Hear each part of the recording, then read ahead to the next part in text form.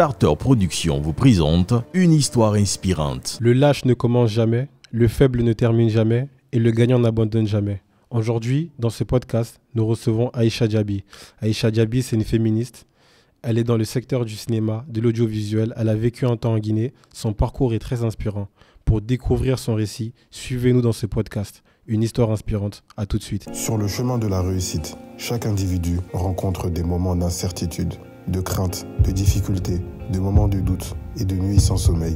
Cependant, au cœur de cette obscurité, une lueur d'espoir émerge. Une lueur portée par ceux qui ont osé persévérer et bâti quelque chose de solide. Dans cette émission, nous vous dévoilerons des histoires inspirantes de personnes exceptionnelles. Attachez vos ceintures et suivez-nous.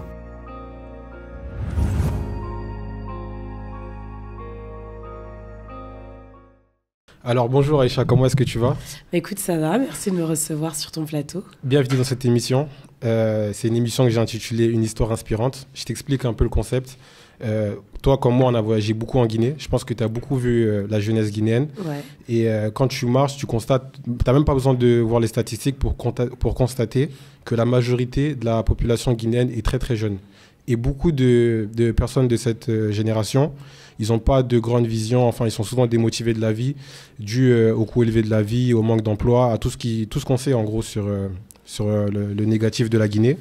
Et en gros, j'ai voulu mettre en place cette émission en fait pour motiver les gens, pour raconter l'histoire de personnes inspirantes.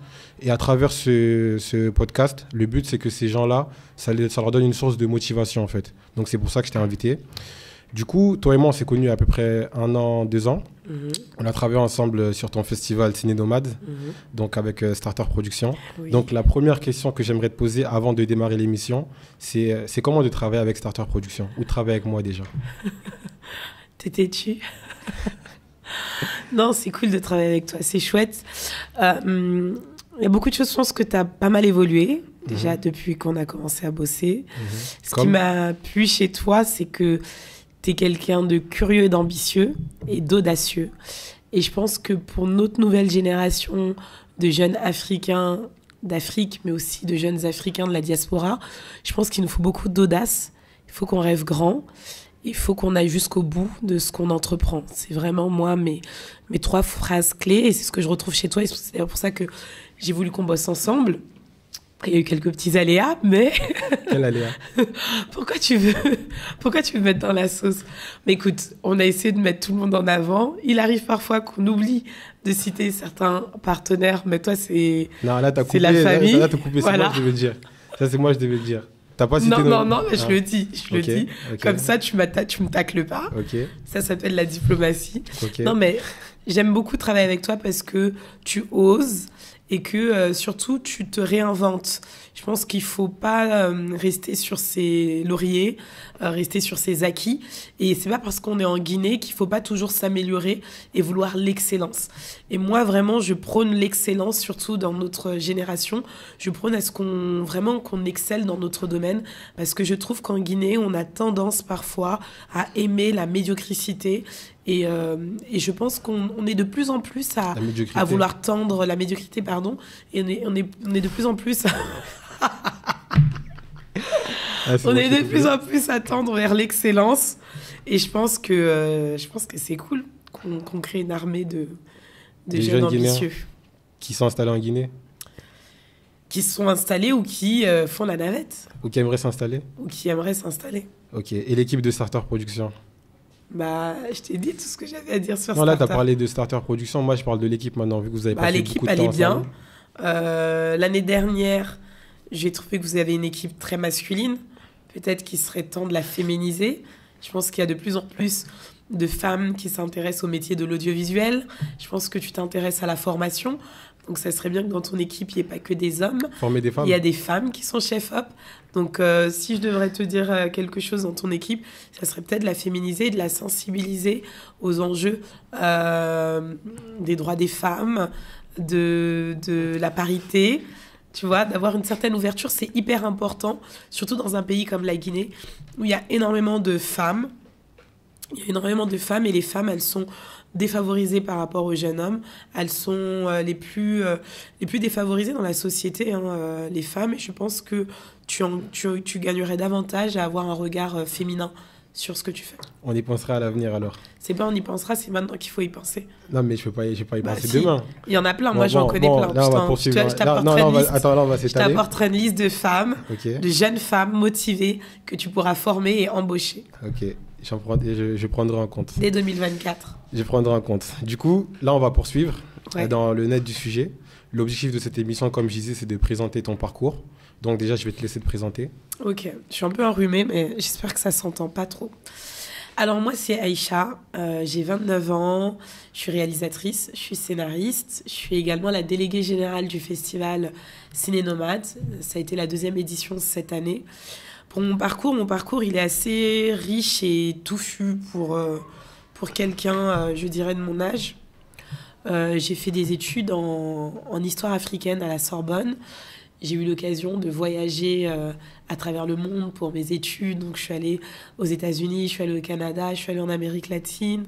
Ensuite, j'ai fait aussi un master à Sciences Po en études internationales et européennes. Donc, j'étais vraiment destinée à faire des études, en tout cas avoir une carrière politique ou dans la diplomatie. Et je l'ai commencé très tôt, puisqu'à l'âge de 22 ans, j'ai été nommée vice-commissaire du programme Conakry, capitale mondiale du livre, avec l'UNESCO et Sansi Kaba, qui était le commissaire général de cet événement. Et c'est ce qui m'a attirée vers la Guinée. Juste avant ça, j'avais quand même fait en 2015, fin 2015, j'avais fait un stage en Guinée au ministère de l'administration du territoire, il me semble. En 2015, t'avais quel âge ? En 2015, je crois que j'avais 21 ans, ou 20 ans ou 21 ans.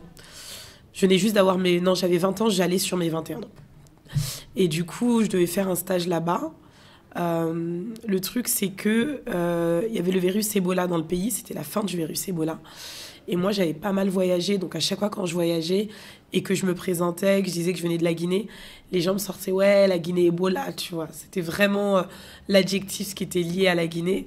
Et du coup, en 2015, quand je suis venue, je me suis dit « Bah non, moi, j'ai envie de changer un peu l'image de la Guinée à l'international. Et je vais faire une courte vidéo qui va donner envie aux gens de venir, tu vois. » Donc, j'étais partie avec des jeunes de Conakry, on a filmé la ville, je disais aux gens de dire « Welcome to Conakry ». Aujourd'hui, quand je la regarde, la vidéo, elle me fait rire, mais elle est grave mignonne en vrai. Et je comprends pourquoi elle a eu autant de succès. Ça a fait un boom sur les réseaux sociaux. Et là, j'ai été contactée par le consul de... Surtout qu'à l'époque, il n'y avait pas beaucoup de vidéos qui montraient la Guinée. Il y avait vraiment rien. Enfin, il y avait des vidéos, mais c'était des vidéos de... C'est ça, c'était des vidéos soit de Dadis Camara, soit de l'événement du 28 septembre, soit... Voilà, donc des trucs assez négatifs. Exactement. Et donc là, c'était la première vidéo où on voyait des gens dire « Welcome to Conakry », contents, on voit la ville. Et du coup, ça a fait un boom. Et avec les mototaxis. Avec les mototaxis et tout ça. Et du coup, j'ai été contactée par le consul de la Guinée à Los Angeles pour un événement justement de Conakry, capitale mondiale du livre. Okay. Je suis allée à LA et là-bas, j'ai rencontré le ministre de la Culture, j'ai rencontré Sansi. Et c'est comme ça qu'on m'a proposé... C'est la première fois que vous êtes vus ? C'est la première fois que je l'ai vu à Los Angeles. Et du coup, c'était le truc improbable à UCLA. Enfin voilà, c'était grave cool. Et après ça, il m'a proposé de venir en Guinée. Moi, je venais de finir ma licence. Donc, je me suis dit, autant faire une année de césure en Guinée. Okay. Et une année, ça s'est transformé en 2 ans et demi. Je connais bien ça. Voilà, je suis restée hyper longtemps. J'ai été la première responsable de salle du Canal Olympia Kaloum qui venait de s'installer en Guinée avec le groupe Vivendi. Après, j'ai créé ma propre boîte. J'ai bossé pour l'OIM. Après, j'en pouvais plus. Je suis retournée en France. J'ai bossé pour le ministère de l'Intérieur en France pendant 2-3 ans. Et à côté, je suivais des formations à la création audiovisuelle et cinématographique. Donc de plus en plus, je m'intéressais au métier de l'audiovisuel, du cinéma, jusqu'à ce que j'ai pu réaliser mon premier court-métrage qui s'appelle Douleur silencieuse et qui a été projeté à Cannes, qui a fait le tour de plusieurs festivals. Après, je me suis dit, il est temps vraiment de me lancer dans le cinéma. Et maintenant, c'est vraiment... Tu as gagné des prix aussi. Voilà, j'ai gagné des prix et tout. Et maintenant, c'est mon métier, réalisatrice, scénariste. J'écris des séries, j'écris des prochains films que j'ai envie de réaliser en Guinée. Je suis sur beaucoup de projets. Je m'intéresse aussi à la production maintenant. Et puis voilà. Là, je pense que j'ai fait le tour. Je produis pas encore, mais j'aimerais bien produire. Donc, c'est work in progress. Tu veux nous concurrencer ou... Non, vous faites de la production audiovisuelle, moi je vais faire de la production cinématographique. C'est pas la même chose. Donc tu restes que dans le secteur du cinéma? Du cinéma. C'est que le cinéma qui te passionne dans l'audiovisuel? Moi, le cinéma me passionne. Dans l'audiovisuel, il y a la série aussi qui me passionne. T'écris une série en ce moment? J'en écris 2. Une en Afrique, une autre qui va se passer en France. Dans le cadre des études? Non, là, je suis plus dans le cadre de mes études. C'est vraiment ma série. Ok, mais tu m'as dit que tu... Mais je l'avais écrite pendant ma formation de scénariste sériel à Nouvelle Écriture. Donc là, la formation est terminée? Mais la formation est terminée. Ma série, elle a été optionnée par une boîte de production. C'est-à-dire qu'une boîte de production va développer, financer... C'est déjà lancé? Et là, oui, j'ai déjà mes prochains rendez-vous à bosser, travailler sur ma série. Ok, le tournage, il est prévu pour quand? Non, mais d'abord, on est en développement. En fait, une série, si tu veux, ça prend plusieurs temps. C'est-à-dire, d'abord, tu écris une bible, une pré-bible. En gros, la présentation de ta série, de quoi ça va parler, les personnages et tout. Et tu le présentes à des producteurs. Donc, il y a un producteur qui va aimer ton concept de série. Il va te l'optionner, donc il va te l'acheter pendant un temps, une période de 18 mois, où il va dire qu'il va développer ta série. Donc avec ensemble. C'est ça. Ensemble, il va te dire non, moi je veux que tu rajoutes ceci, je veux que tu rajoutes cela. Avec un scénariste. C'est ça. Mais avec toi, la scénariste. Okay. Après, tu peux prendre un deuxième scénariste. Moi, je vais prendre une deuxième co-scénariste avec laquelle on va travailler, jusqu'à faire une bible. Et cette bible, on la présente à des diffuseurs, donc Netflix, Canal+, Disney+, etc. Et eux, quand ils aiment ta série, bah, ils l'achètent. Ils achètent, on va dire, une partie du développement. Et tu vas devoir écrire tes dialogués, tes séquenciers. Enfin, voilà. C'est vraiment étape par étape. Mais à tout moment, le diffuseur, il peut te dire « Ah non, finalement, j'aime pas votre deuxième épisode, donc j'arrête là. » Tu vois. On stoppe tout. T'as pas les... Voilà. C'est pour ça que des fois, on voit des séries qui sont lancées et puis en plein milieu de la saison... Ça continue pas. Ça continue pas, ça s'arrête. Ça. Ok, je savais pas que tu étais scénariste aussi. Bah, je le suis, bah, tu le savais. Je t'ai dit pendant 1 an, oui, je suis à Nouvelle Écriture, une école de scénariste sériel, machin. Moi, j'ai compris réalisatrice. Ouais, réal. Je suis réal. Parce que réalisatrice et scénatrice, c'est pas la même chose. Oui, mais la plupart du temps, en France, les réalisateurs, ils sont aussi scénaristes de leurs œuvres. Donc, tu écris et en même temps, tu réalises. Ok, moi, je pensais que, en fait, votre partie, ça s'arrêtait uniquement à écrire l'histoire. Puis ensuite, c'est un scénariste qui met tout en œuvre avec la production, en gros, comment les plans vont être faits, comment tout va être scénarisé. Non. Donc, c'est le réalisateur qui s'occupe vraiment. C'est le réalisateur qui fait tous les plans. En tant que réalisateur, normalement, c'est toi qui écris ton film. Donc, tu l'écris, il y a un travail sur ça. Et après, c'est... Tu as dit à tout le monde de mettre son téléphone sur silencieux. Le tien, c'est différent. Le tien, il n'est pas sur silencieux. Oui, mais c'est pas un appel. Ouais, mais... C'est un réveil, réveil de travail. Éteins ton réveil, parce que là, tu m'as coupé dans ma lancée. Bon, mais je reprends. Du coup, je disais, en gros, tu écris ton histoire, ton film, et après, tu le réalises. Donc, tu fais le découpage, tu fais les plans, c'est toi qui fais tout. Enfin, tu fais tout. En tout cas, toute la créa de ton film et l'écriture, c'est toi qui... Du début à la fin. Ok, parce qu'on a rencontré celui qui avait fait le film Le Ballon d'Or. Ouais. Et il expliquait, lui, je crois que par contre, eux, c'était complètement à part. Parce que lui, il avait réalisé, il a fait appel à un... Oui, tu peux faire appel à un scénariste. Tu peux faire appel à un co-scénariste qui va écrire avec toi le film. Et puis après, toi, tu vas réaliser. Tout est possible en vrai. Donc c'est balèze de... Mais c'est long, ça prend du temps. Pour faire un film de long métrage, il faut compter entre 3 et 5 ans. 3 et 5 ans, c'est énorme. Je ne sais pas si j'aurais la patience de mener un projet pendant 3 et 5 ans pour voir à la fin. Mais c'est trop bien. C'est ça qui est émouvant, c'est toutes les étapes par lesquelles tu pars. Et l'étape de l'écriture, c'est le plus long. Tu ne sais pas combien de temps ça peut prendre d'écrire. Parce que tu écris avec tes tripes, tu écris avec ce que tu vois, tu écris ce que tu ressens. Et ça peut prendre beaucoup de temps de faire tout un film, de faire même une série. Et c'est pour ça qu'une série, ça ne s'écrit pas tout seul. Ça s'écrit avec plusieurs scénaristes. Vous devez être au moins 3, 4 ou 5, jusqu'à 6 pour écrire une série. Je comprends. Du coup, pour comprendre en fait comment t'en es arrivé là, le but c'est de comprendre déjà d'où t'es parti.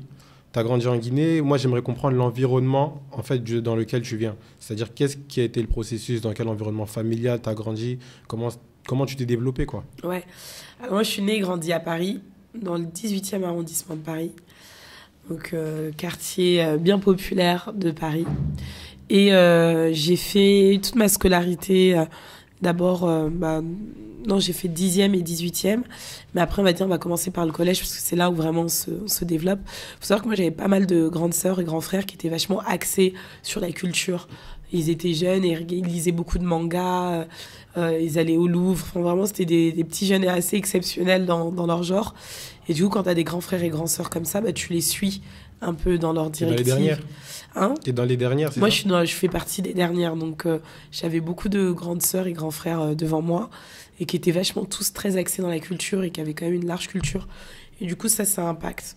Et après, dans le 18e, des collèges, il n'y en a pas 36 000. C'est des collèges où on va... c'est des collèges ZEP, donc des zones prioritaires. Je ne sais plus trop si ça s'appelle comme ça encore aujourd'hui. Des zones où il y a beaucoup de... Des zones où ils vont mettre des enfants d'immigrés ensemble, donc des Noirs, des Arabes. Il y a très peu de Blancs qui vont dans ces écoles-là. Et du coup, quand tu baignes dans ces écoles-là, il y a très peu d'élèves qui arrivent à réussir ou aller en général. Ou... Nous, on était très peu à avoir eu notre brevet. Je me souviens, en 3e, on était 30 à avoir eu notre brevet.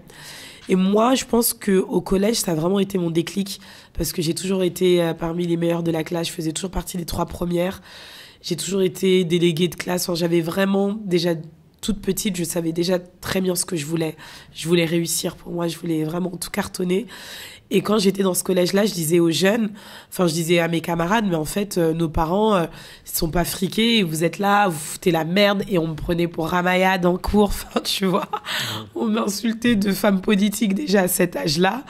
De Fayot, en gros, quoi. Bah, moi, franchement, j'assumais complètement. J'en avais rien à faire. Les profs m'adoraient. Tu étais tout le temps derrière le professeur. Non, pas du tout.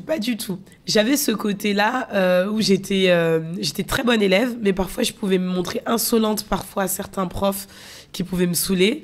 Et en même temps, les élèves de la classe m'aimaient beaucoup parce que je les défendais en conseil de classe.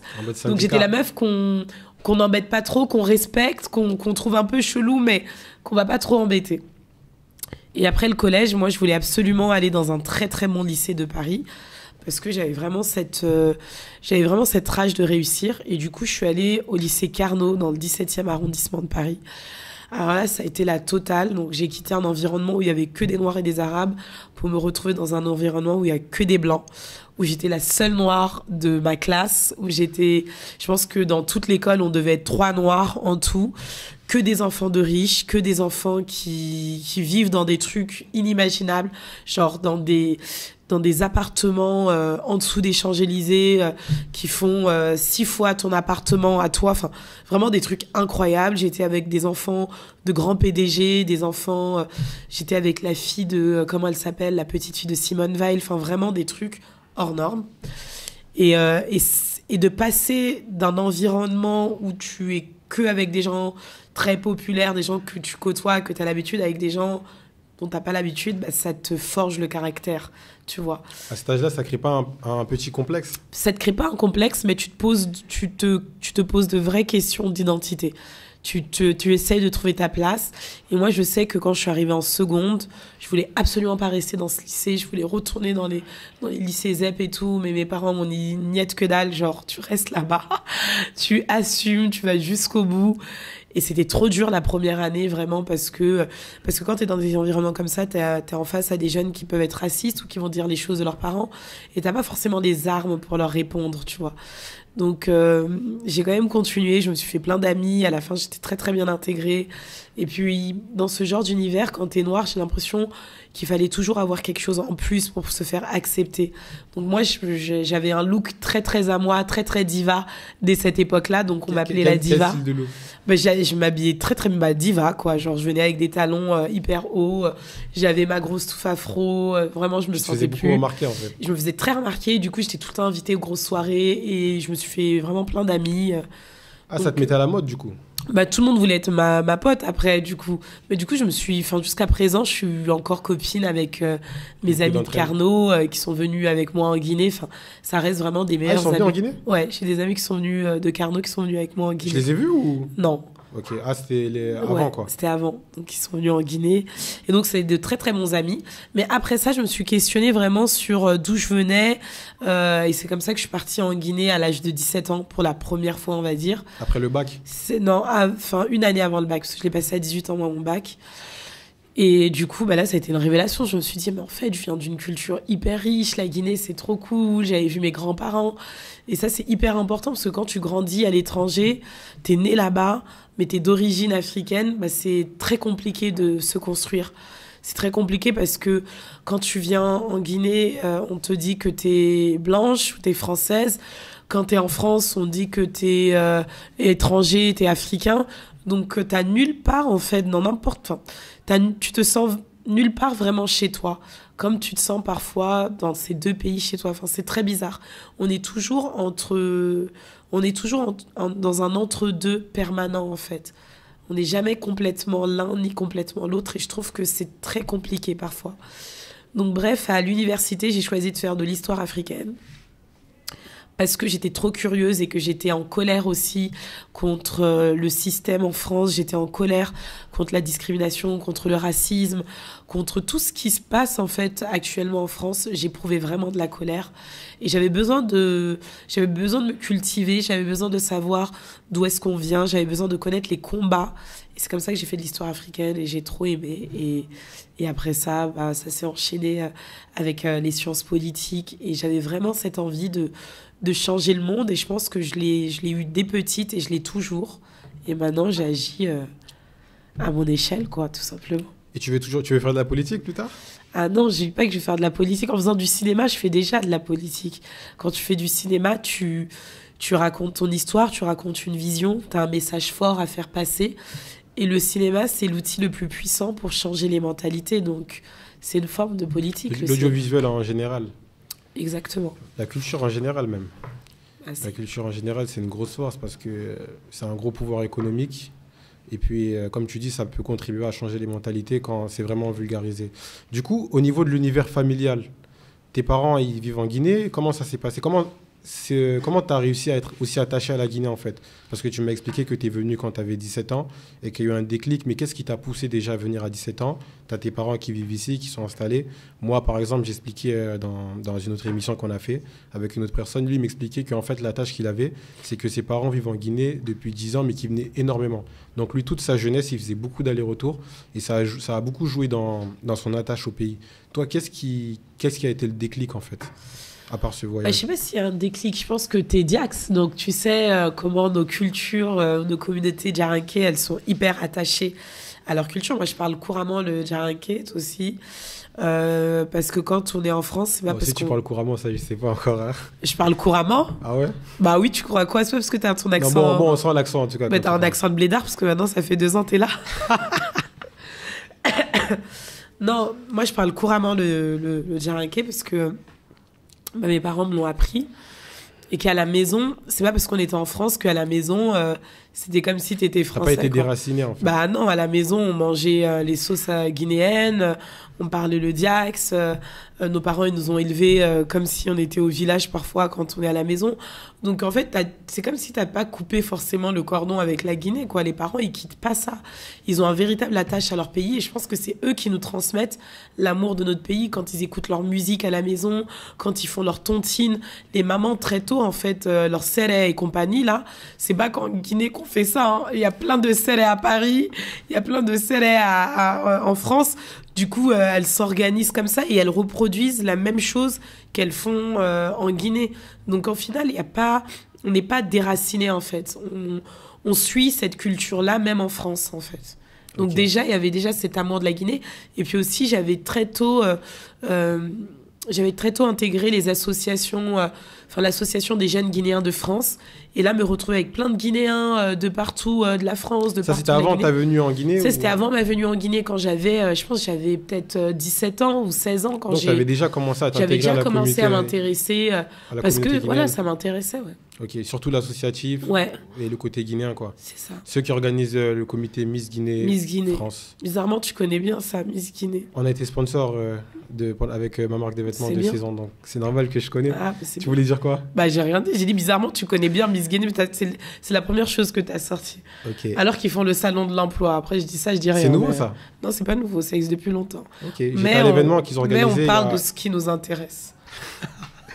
Bon, moi, ma question, pour rester sérieux, c'est à quel moment que tu as réalisé, parce que là, actuellement, tu mènes beaucoup de projets. C'est des projets qui ont un gros impact. Par exemple, on a été à l'événement auquel on a participé à l'hôtel Kamaen, au niveau de la cérémonie d'ouverture de ton festival.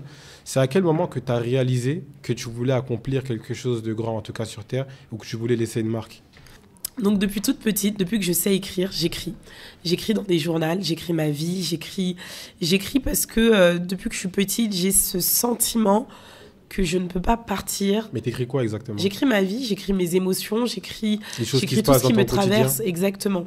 Mais depuis que j'ai, je crois, 6 ans, j'ai des piles de cahiers de quand j'étais petite avec ce que j'écrivais, que je garde encore, tu vois.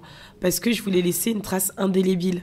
Et puis quand je lis l'histoire, je me dis, dans le monde, je pense qu'il faut un peu de tout, tu vois. Il y a des gens qui ont besoin juste de travailler, de gagner de leur argent, d'avoir leur petite maison et de s'occuper de leur vie à leur échelle.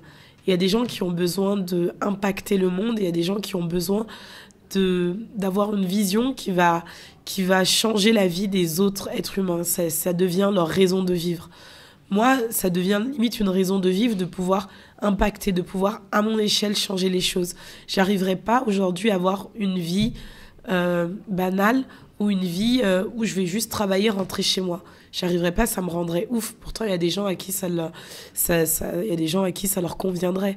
Moi, j'ai besoin vraiment de sentir que j'apporte quelque chose en plus, en fait. Que ce soit mon pays d'origine, que ce soit en France. Mais j'ai besoin de sentir que j'essaie vraiment de changer la vie des gens, j'essaie vraiment de l'améliorer. Et quand on traverse la Guinée, quand on voit l'extrême misère parfois dans laquelle vivent certaines populations, dans les zones reculées, dans les villages, quand je vois les enfants qu'on est en train de sacrifier, des enfants qui jouent dans la boue toute la journée et à qui on ne va pas donner l'occasion d'avoir une bonne éducation, je me dis c'est extrêmement dangereux. On est en train de créer peut-être de futurs criminels, on est en train de créer des futurs adultes qui n'auront pas de quoi travailler. On est en train vraiment de reproduire une misère. Et puis je me dis c'est pas possible en fait. Je me dis aujourd'hui en Afrique, on tend à être l'un des continents les plus peuplés au monde. D'ici 25 ans, on passe à 2 milliards d'habitants en Afrique, dont la moitié a moins de 25 ans, donc que des jeunes. Plus de la moitié même. Plus de la moitié aura moins de 25 ans, donc ils seront tous en âge de travailler, en âge de trouver un emploi, un logement, de se marier, etc. Mais aujourd'hui, si on ne prépare pas ça, on va se retrouver avec une vague de migration encore plus violente, encore plus nombreuse que ce qu'on voit actuellement. Et pourtant, on dit en 2015, on a assisté à la plus grande vague migratoire qui n'ait existé au monde. Là, je pense que d'ici 2050, si les pays africains ne préparent pas l'emploi, ne préparent pas l'éducation de leurs jeunes, on va se retrouver avec quelque chose d'extrêmement grave.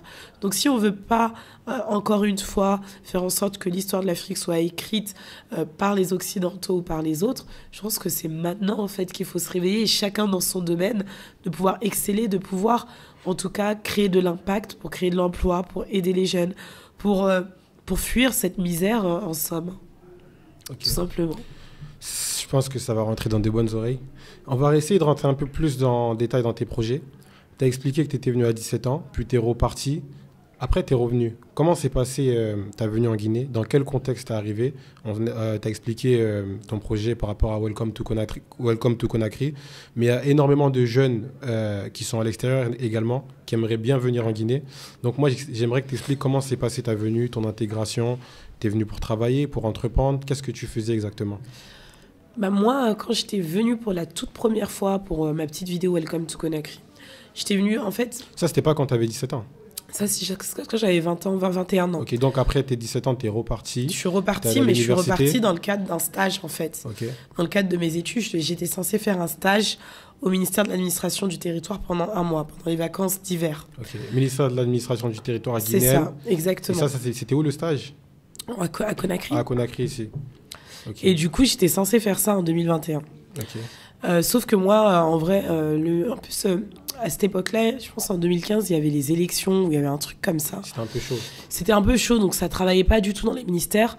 Mais j'avais pris ce prétexte-là à mes parents pour venir à Conakry et pour faire ma petite vidéo. Ils n'étaient pas motivés, tes parents? Mes parents, tu vois, tu leur dis, parfois, là, les personnes de la diaspora, ils sont pas hyper motivés, à laisser leurs enfants venir en Guinée, parce qu'ils vont dire, ouais, mais c'est chaud, comment tu vas faire là-bas?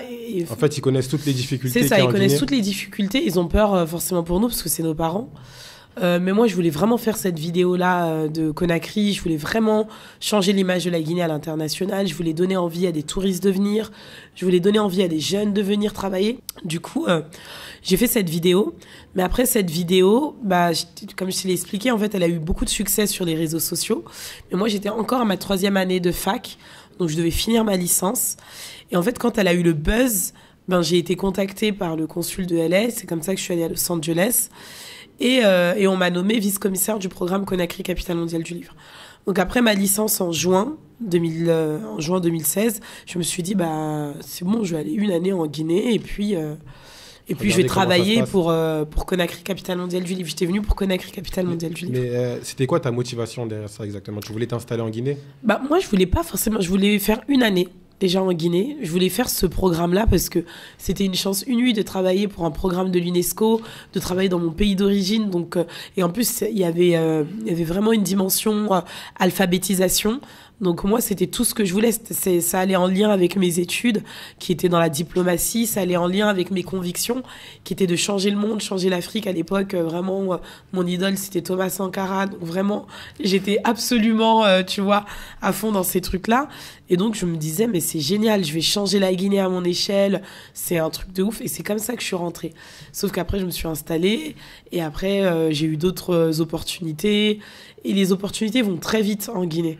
Il suffit, quand tu arrives en Guinée, tu arrives à connaître tout le monde. Moi, en fait, comme je travaillais avec Sansi et que j'étais avec Conakry, capitale mondiale du livre, ça m'avait permis de rencontrer pratiquement tous les ministères. Ça m'avait permis de rencontrer énormément de partenaires, le PNUD, les agences onusiennes. Ça m'avait permis aussi de faire la rencontre de plein de jeunes activistes que j'avais rencontrés à cette époque-là, qui maintenant sont pratiquement tous des hauts cadres de l'État. C'est avec qui tu as fait de la garde à vue? Ça, c'est une autre histoire.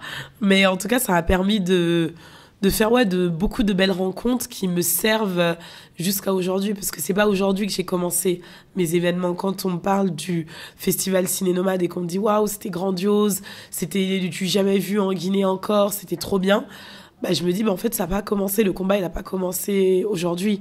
Genre, ça va faire presque 8 ans que je fais des trucs en Guinée. Donc, C'était comment la Guinée à ce moment-là? Parce que c'était assez chaud quand même. Moi, la plupart des gens que j'ai connus qui ont été à cette période-là en Guinée, beaucoup, ils sont repartis. Ouais, c'était compliqué.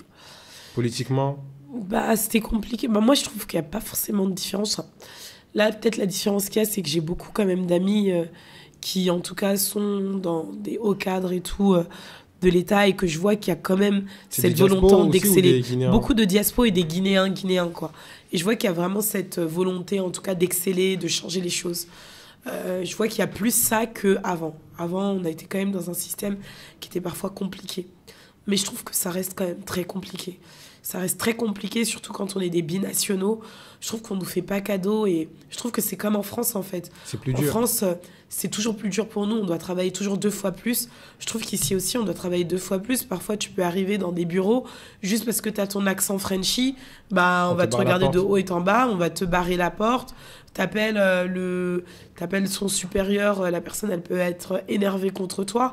Enfin, du coup, on est vachement dans un truc de relationnel permanent qui peut, je pense, mais vraiment ralentir la productivité, quoi. Je pense que c'est important que tu le dises ça, parce qu'il y en a beaucoup qui pensent que quand ils viennent de l'extérieur, ils vont venir avec leur sac à dos et leurs gros sabots, et comme ils viennent de l'extérieur, ils vont parler un grand français et qu'on va leur ouvrir toutes les portes. Or qu'en réalité, souvent, c'est plus dur. C'est ça. Pour les diaspos. Quand tu parles un gros français... Parce que tu es différent déjà. C'est ça. Justement, moi, je trouve que parfois... Tu viens d'un système différent. Je me dis, mais parfois, je suis arrivée parfois à me dire, mais purée, il faut que j'arrive à faire l'accent guinéen. Non, mais vraiment, je me suis dit, il faut que je change ma manière de parler. Parce que, en fait, au premier abord, parfois, j'ai l'impression que on se méfie de toi, déjà. On se méfie, on dit, ouais, elle vient avec ses gros sabots. Donc, c'est pas plus facile pour nous. Parfois, dans certaines... si on vient chercher un emploi pour travailler auprès de certaines institutions, ça peut être plus facile. Mais je trouve que ça a aussi un revers. C'est-à-dire qu'il y a certaines institutions, il y a certaines entreprises privées qui savent savent qu'on vient quand même avec des gros compétences, parce que parfois on fait des grandes écoles, etc. On vient avec nos CV, nos masters, etc. Et ces grandes institutions ou ces grandes entreprises vont te proposer des tarifs du pays. Pourtant, ils savent que tu as quand même un énorme background et ils veulent pas te proposer des tarifs d'expat, par exemple. Mais pourtant, à un blanc qui va venir, on peut lui proposer un tarif d'expat. Moi, j'ai senti ça aussi parfois. Je sais pas si c'est du racisme ou c'est machin, mais je sens parfois que bah, toi, comme de toute façon, tu es un Guinéen d'origine, bah, on va te proposer un tarif local et puis basta. Bah non, en fait, si vous proposez un tarif d'expat, vous me proposez ça aussi. Donc il y a aussi ce truc-là de revers que je trouve qui est pas simple en Guinée. En fait, soit tu trouves le bon filon et ça va, ça coule de source et t'es le roi du monde, soit bah, c'est de difficulté en difficulté chaque jour jusqu'à ce que tu trouves et que tu comprennes le système. Je pense qu'il faut comprendre le système. Et s'adapter. Je pense qu'il y a beaucoup de diaspos qui font l'erreur. Il y en a beaucoup, je pense que c'est de leur faute aussi, parce que souvent, il y en a quand ils viennent, ils viennent avec arrogants. Un système en fait, qu'ils ont appris de l'autre côté. Ça. Et ils comparent tout le temps. Voilà, ils sont tout le temps dans la comparaison. Oui, mais en France, c'est comme ça. Voilà. Oui, mais aux États-Unis, c'est comme ceci. Oui, mais on n'est pas en France, on n'est pas aux États-Unis. Sans comprendre que c'est à eux de s'adapter à ce qui se fait ici. C'est ça, on est en Guinée et il faut s'adapter au système, même si le système, il est compliqué. On est obligé de s'adapter à leur système. Parce que quand tu viens ici avec tes grands sabots et tu dis, ouais, mais en France, ça se passe comme ça, ils vont te dire, assieds-toi, calme-toi d'abord, et puis ils vont t'expliquer la chose. En fait, je pense qu'il faut vraiment être humble. Et je pense qu'il n'y a pas beaucoup de gens de la diaspora parfois qui sont humbles, tu vois. Donc je pense qu'il faut vraiment réussir à être humble. Mais en même temps, il faut aussi qu'on montre notre côté rigoureux. Je trouve que nous aussi, les gens de la diaspora, on a ce côté-là où on est très, très rigoureux. Et je pense qu'il faut trouver un équilibre entre ok, je m'adapte au système, mais je ne me fais pas bouffer par le système non plus. Je pense qu'il faut surtout montrer ce que tu peux apporter en plus en réalité. Ça. Parce que si tu viens et que tu n'apportes rien, bah, tu ne sers à rien en réalité. C'est ça. Tu viens prendre le poste des personnes qui auraient pu travailler à ta place ici, donc tu crées du surnombre pour rien.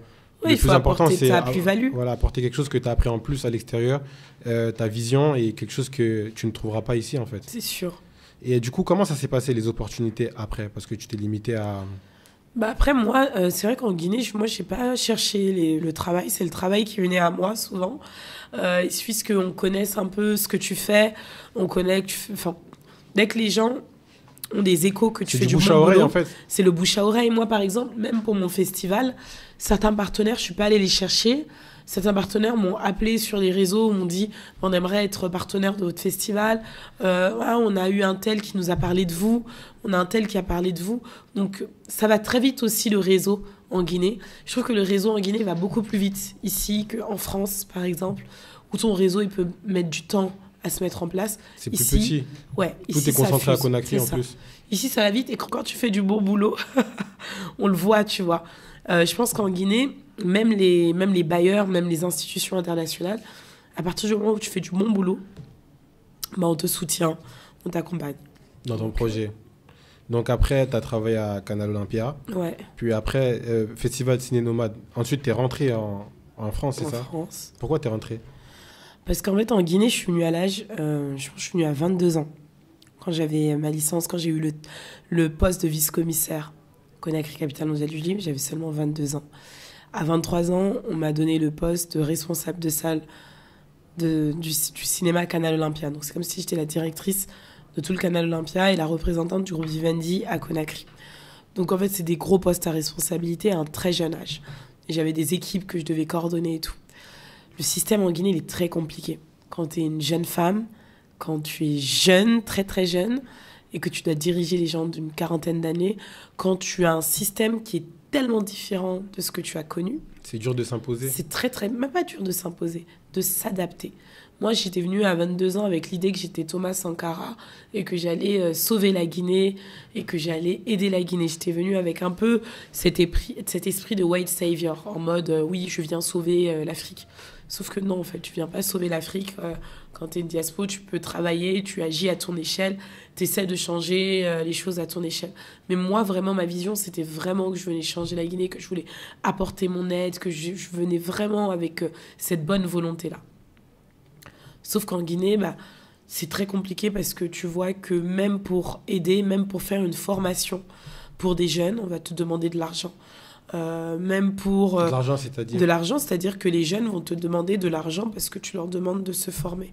Ok. On va te demander de l'argent Ça, c'était avant, ça, non? Même maintenant, on a eu des cas comme ça, de la mobilisation. En fait, je comprenais pas ce système-là. J'arrivais pas à comprendre.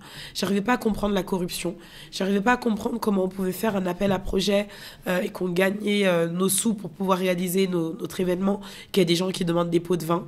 J'arrivais pas à comprendre ce système-là. J'arrivais pas à comprendre que à chaque fois que tu as envie de sortir ou que tu es dans ta voiture, que des policiers te demandent de l'argent, même si tu es en règle, j'arrivais pas à comprendre qu'il fallait donner de l'argent tout le temps, qu'il fallait dans une corruption permanente. En fait, je n'en pouvais plus, genre. Je n'en T'arrivais pouvais pas à plus. t'adapter, quoi. J'arrivais plus à m'adapter, j'arrivais plus à être conciliante, j'arrivais plus à comprendre le système.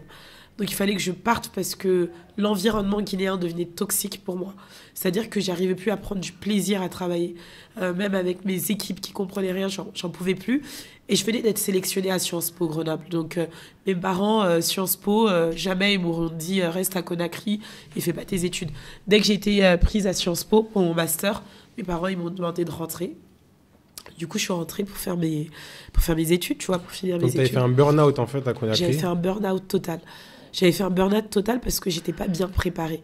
Et que je pense qu'il faut prendre beaucoup de recul avec la Guinée.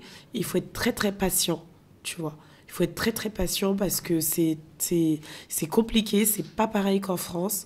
Et quand tu n'as pas cette patience-là et cette maturité, mais ça peut être compliqué. Moi, je pense que j'avais pas la maturité, j'avais pas encore aussi cette patience, j'arrivais pas à comprendre. Je trouvais ça trop violent. J'en venais même parfois à ne plus aimer la Guinée parce que je disais, mais les gens sont méchants de ce pays. C'est ce que je disais à ma mère. Je disais, mais je comprends pas. On essaye d'apporter des formations, on essaye d'aider, mais les gens, ils nous mettent des bâtons dans les roues. Les gens, ils nous font ceci, ils nous font cela. J'arrivais pas à comprendre, en fait.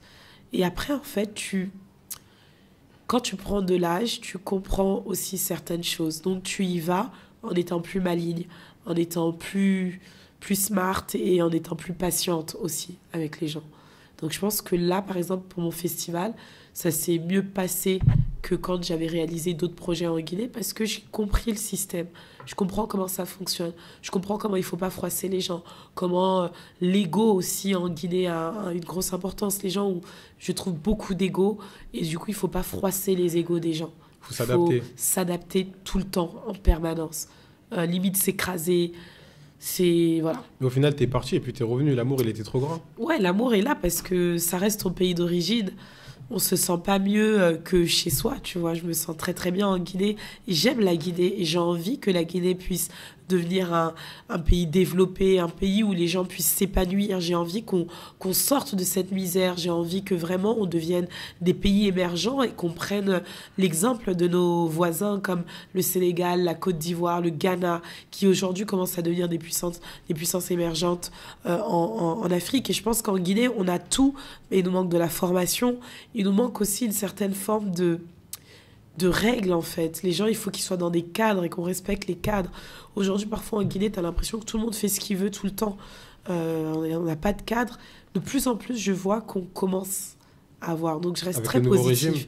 Pas forcément, je parle pas forcément politique ou quoi, mais je me dis, peut-être, il y a les réseaux sociaux, les gens sont de plus en plus connectés, un peu plus ouverts d'esprit. Donc, ils voient ce qui se passe ailleurs. Et je trouve que la mayonnaise commence à prendre. Ça prend du temps, il faut encore la tourner, mais la mayonnaise commence à prendre. Moi, je reste positive, en tout cas. Et ton festival, comment il a vu le jour? Alors, très simple, parce que je suis une réalisatrice et que je me dis, l'année dernière, il y a 2 ans, quand j'ai fait mon film, il a tourné un peu partout dans le monde. Il a tourné au Brésil, Douleur silencieuse. Il a tourné au Brésil, il a tourné aux États-Unis, il a tourné vraiment partout en Asie, en Europe. Et je me dis, mon film, il tourne partout, sauf sur le continent africain. C'est pas normal. Je me dis, donc ça veut dire, en tant que réalisatrice africaine, nos films, ils peuvent tourner partout dans le monde, sauf en Afrique, alors qu'on s'adresse à cette population-là. Et j'ai commencé à faire mes recherches, et en regardant le rapport de l'UNESCO, je me rends compte que le continent africain est le continent le plus mal desservi en matière de distribution cinématographique, qu'il y a très peu d'écrans pour les Africains sur le continent. Et je me suis dit, il faut remédier à ça. Ce que nous, on va faire, c'est qu'on va apporter le cinéma dans les zones reculées, on va projeter des films de réalisateurs africains pour que la population africaine puisse voir les films des réalisateurs africains, donc puisse avoir un autre imaginaire et puisse aussi susciter l'envie à une jeune génération d'Africains de devenir des cinéastes, de pouvoir raconter l'histoire de l'Afrique, de pouvoir se réapproprier le récit et le narratif africain. Ça me paraissait hyper important parce que pendant trop longtemps, on a vu les histoires de l'Afrique être raconté par les Occidentaux, par les autres. Par exemple, les films qui portent sur l'Afrique, ça a porté sur les guerres, ça a porté sur des maladies, ça a porté sur les enfants soldats. Mais ça n'a pas parlé d'histoire d'amour, ça n'a pas parlé, d'histoire de comédie romantique ou d'autres choses. Et je pense qu'on est cette nouvelle génération d'Africains qui souhaitons changer le narratif africain. Et c'est très important, les représentations, parce que quand on voit des jeunes qui n'aiment pas leur pays, qui n'aiment pas leur continent, et qui pensent que l'Eldorado se trouve en Europe ou en Occident, il faut changer le paradigme. Il faut montrer qu'ici aussi, on peut avoir de l'Eldorado, ici aussi, on peut réussir.